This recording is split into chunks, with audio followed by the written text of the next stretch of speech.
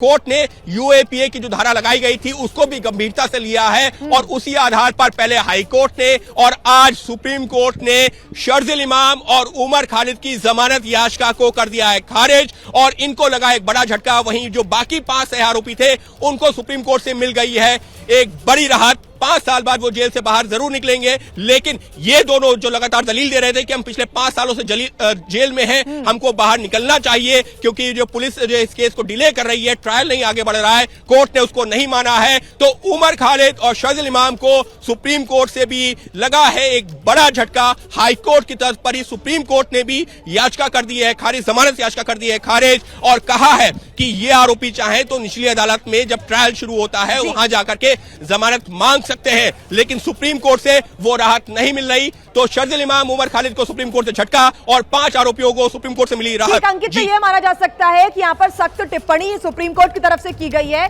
कि पहली बात तो ये कि आप जेल में 5 साल से बंद थे, इसका मतलब ये नहीं कि आप जमानत के लिए अर्जी लगाएंगे और उसको स्वीकार कर लिया जाएगा। जो यहाँ पर पुलिस की तरफ से तथ्य पेश किए गए उनको यहाँ पर गंभीरता से कोर्ट की तरफ से देखा गया और ये कहा गया कि यहाँ पर शर्जील की और उमर खालिद की जो भूमिका है वो दूसरे आरोपियों से अलग है, इसी वजह से दूसरे आरोपियों को कड़ी शर्तों के साथ जमानत दी जा रही है। लेकिन अभी उमर खालिद और शर्जील को जमानत नहीं मिलेगी, इनकी मुश्किलें बढ़नी तय मानी जा रही। क्या उन शर्तों के बारे में अभी कोई जिक्र किया गया है अंकित? इस बारे में कोई जानकारी, कौन सी शर्तों के साथ इनको जमानत मिली है 5 अन्य आरोपियों को?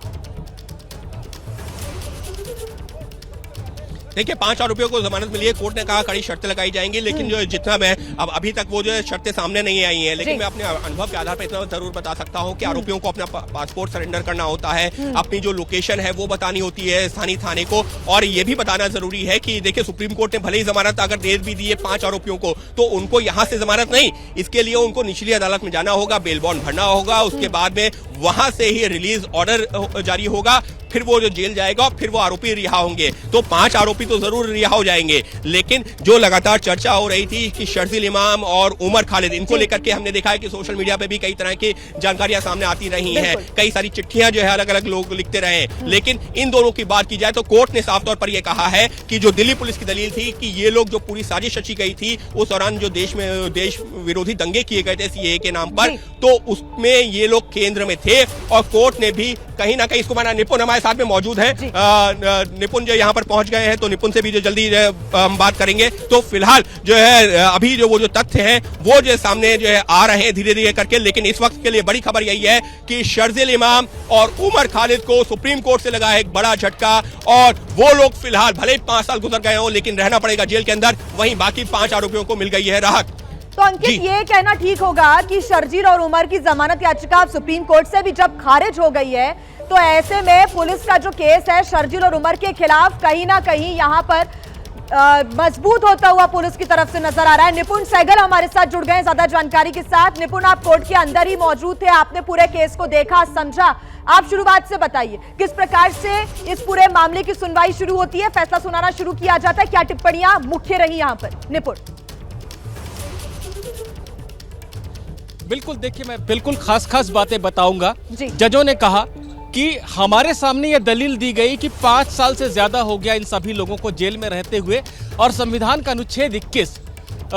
जीवन का अधिकार देता है, व्यक्तिगत स्वतंत्रता का अधिकार देता है और उसके तहत किसी को बेवजह जेल में नहीं रखा जाना चाहिए। यह बिल्कुल सही है, यह एक मौलिक अधिकार है, लेकिन यह अधिकार कानून की समीक्षा से परे नहीं है, इसीलिए हमें इंडिविजुअल रोल्स को देखना पड़ेगा। 5 साल तक जेल में रहने के आधार पर हम 5 लोगों को तो जमानत दे सकते हैं क्योंकि उनकी भूमिका थोड़ी हल्की है इस मामले में, लेकिन शर्जील इमाम और उमर खालिद की भूमिका केंद्रीय है। साजिश रचने से लेकर उसको अंजाम तक पहुंचाने तक इनकी भूमिका बहुत केंद्रीय भूमिका है इनकी, और संसद ने जो कानून बनाया है, यूएपीए में जो प्रावधान जोड़े हैं, उसके तहत ये लोग रियायत के हकदार नहीं हैं। फिलहाल इन्हें रियायत नहीं दी जा सकती है, बाकी 5 लोगों को हम छोड़ रहे हैं, पर इन दोनों को हम रिहा नहीं कर सकते हैं। ये लोग आगे चलकर ट्रायल के स्टेज पर ट्रायल कोर्ट से जमानत मांगी और तब उस पर विचार होगा, लेकिन अभी इन्हें नहीं छोड़ा जा सकता है। 5 साल तक जेल में रहना ये आधार नहीं बनता इनके लिए कि इन्हें छोड़ दिया जाए। एबीपी गंगा, खबर आपकी, जुबान आपकी।